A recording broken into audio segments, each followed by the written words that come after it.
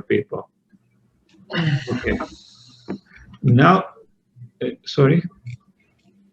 Okay, the next question. Which specific blood vessels and nerves of the reproductive system should we be familiar with?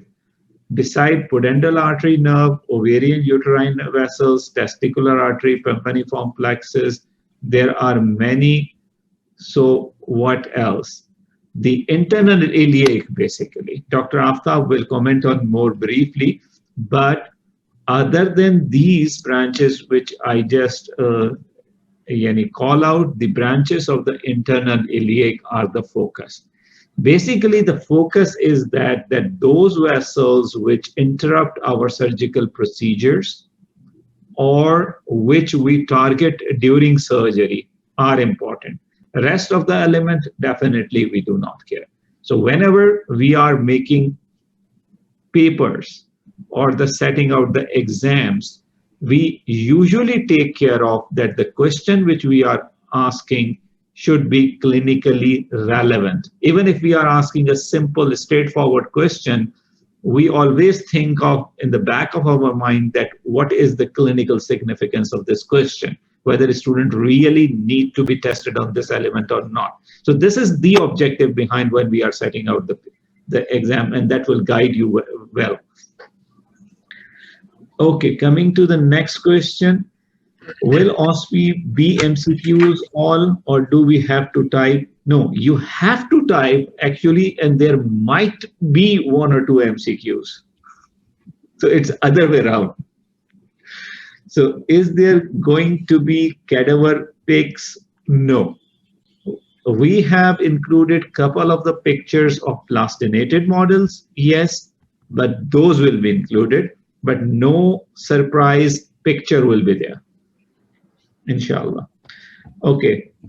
For the boxes at the end of insulin glucagon lecture, do we have to know all manifestation of the disease? I don't know what you are talking about. I tried to understand this. Probably it is related to something physiology, and I am not in a position to answer this particular question, my dear. Okay, so these were the queries which were more of technical. So I was able to answer them. Then there is a list of queries related to the physiology. I will send these queries to Dr. Rasool and Dr. Ahmed Yaqinuddin, and whatever answer I will get, I will send you a small note or a voiceover or an email, depending on what kind of answer I get from them. Okay. Then there are certain things related to histology and the gross. Most of them are basically covered in the presentation which Dr. Aftab was trying to basically deliver. So what we will do, we will bifurcate the concepts addressed in the presentation, and we will try to cover as much as possible, and let's see how it goes on.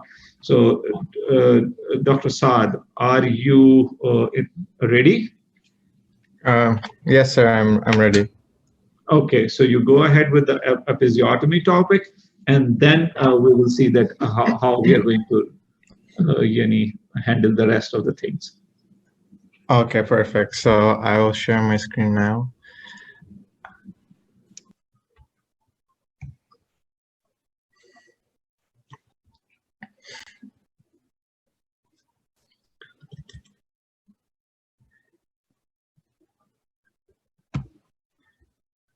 Okay, perfect. So let me just make Dr. Aftab a co-host, and then I'll start.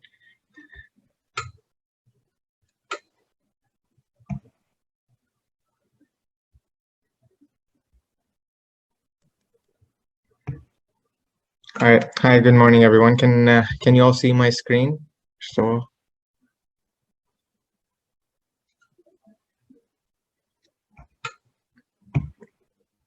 Okay, perfect.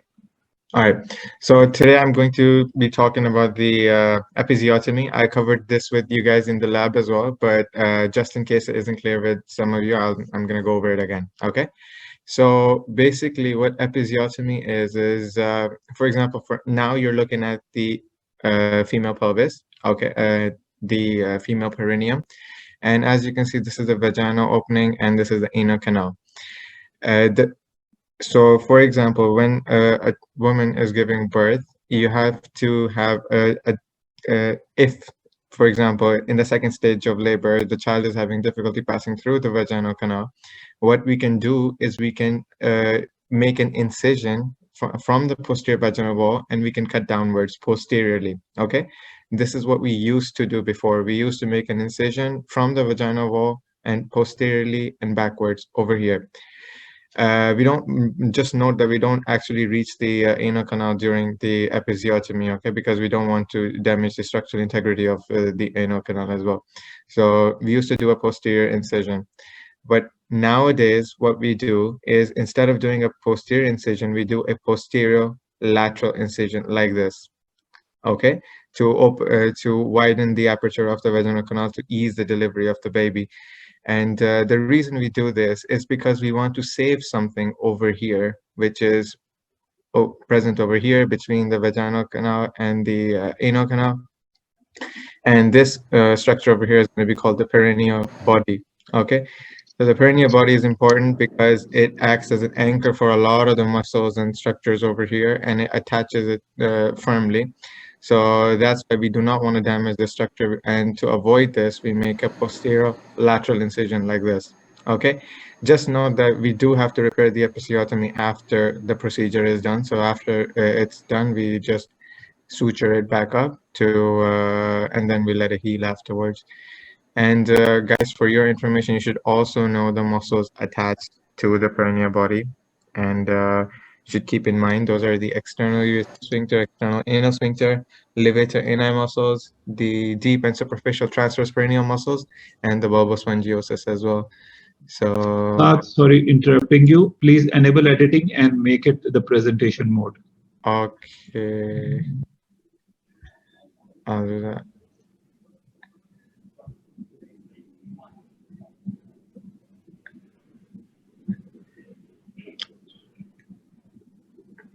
I think it's done. Can you edit on the? It says on the top, enable editing. You click on that first, and then you can make it the presentation mode. Yes, a little bit. Oh, okay, perfect. Mm-hmm. Yeah. Probably you have to share it again. Yeah, done. Yes. So this is it. I explained this for its presentation mode. Yeah. Yeah, it's done. And use the cursor. Okay, can you see my cursor now? Yes, we can. Okay, so students, okay, so I'm not sure if you're able to see my cursor before, but just to reiterate the points I mentioned before, is this is the vaginal canal and this is the anal canal, and over here in the middle we have the perineal body. Okay, that's located between the vaginal and the anal canal over here. And this is something which I want you guys to keep in mind, that during an episiotomy you make a posterior incision from, or you used to make a posterior incision from the posterior vaginal wall, and you used to make it posteriorly over here, okay, like this. But nowadays we make it posterior laterally. We go like this. We don't go posteriorly directly backwards. We make the incision from the posterior vaginal wall and posterior laterally like this. The reason we do this is because we want to save something over here. This is called the perineal body. I have already done what the perineal body is with you guys right now and even in the lab. So you should know that this acts as a point where all the or most of the muscles over here, the anchor. So it's very important to the structural integrity of the perineum as well. So that's why you do not want an incision to cut directly through the perineal body, because then you damage the anchoring point of all of these different muscles, which can lead to either prolapse, urinary incontinence, or even fecal incontinence. So you want to prevent that. So that's why we make a posterior lateral incision. And yeah, just also know what are the structures attached to the perineal body. And those are the 6 muscles which I taught you about in the lab. So yeah, that's it. So if you have any other questions, you can ask me that in the chat. And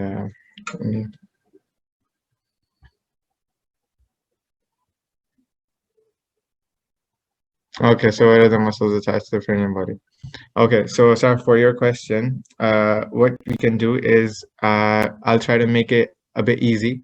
Okay, so there are 6 muscles attached to the perineal body. What I do to make it easy is I divide them by 3 and 3.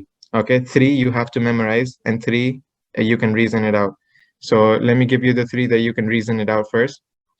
So basically, you first think about what's gonna happen or what can go wrong if you damage the perineal body over here.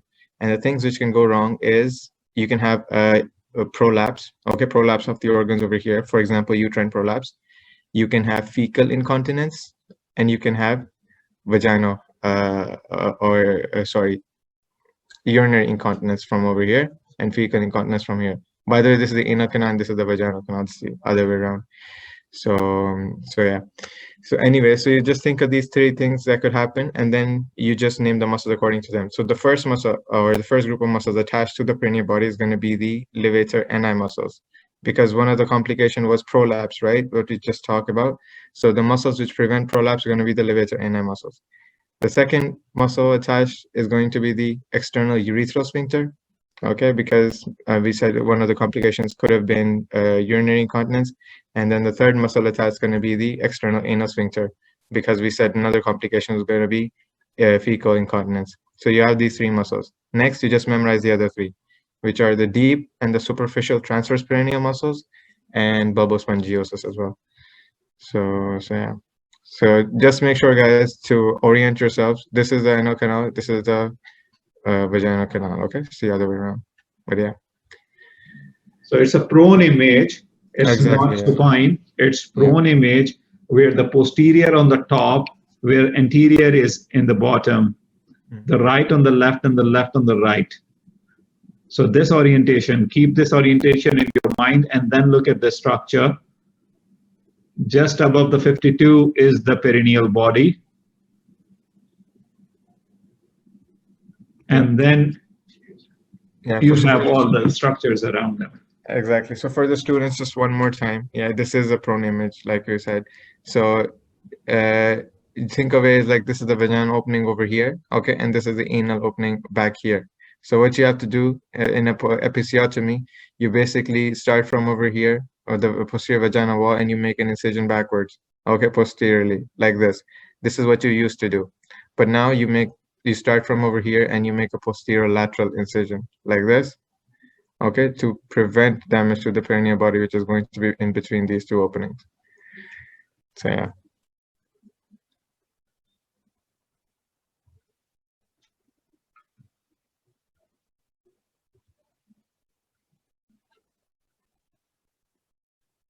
Any other questions from you guys?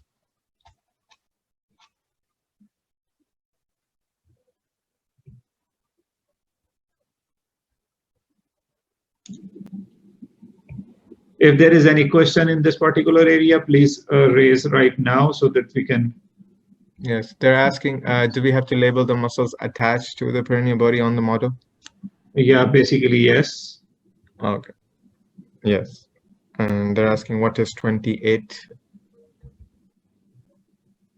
Transverse perineal muscle that's transversely placed. There are 2 muscles basically, superficial and deep.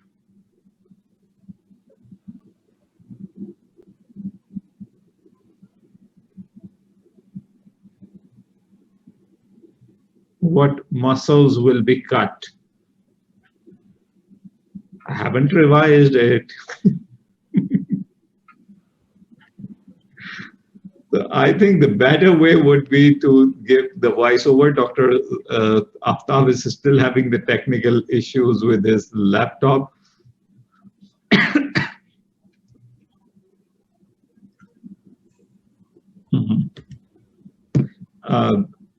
Dr. Saad, if you exactly remember the muscles which will be cut. Yeah, I think it's the just double check, but I think it's the sorry, it's the deep and superficial perineal muscles, transperineal Yes, muscle, and the bulbocavernosus. bulbocavernosus, yes. But we do not, yeah, we do not go until the deep structure. Yeah. Can you repeat?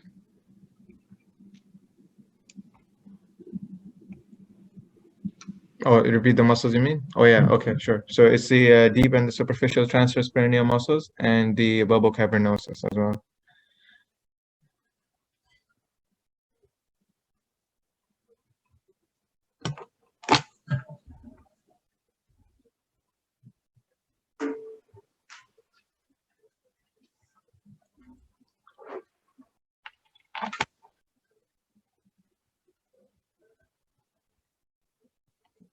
For the students, I just want to mention one more time that just orient yourself to the model before you attempt these questions, even in the exam, okay? Because if you see a picture like this, make sure you're oriented, okay? So just see that, first of all, realize where the anal canal and where the vaginal opening is. Make sure you know where the posterior triangle is, where the anterior triangle is, okay, because that's going to help you answer most of the questions in a topic like this. Make sure you can recognize where the perineal membranes are, okay, and this is the posterior anal fossa as well. So just make sure you recognize that, and then you can answer the questions of where the perineal body is, where you make the incision for the episiotomy, what is an episiotomy, and all of those as well.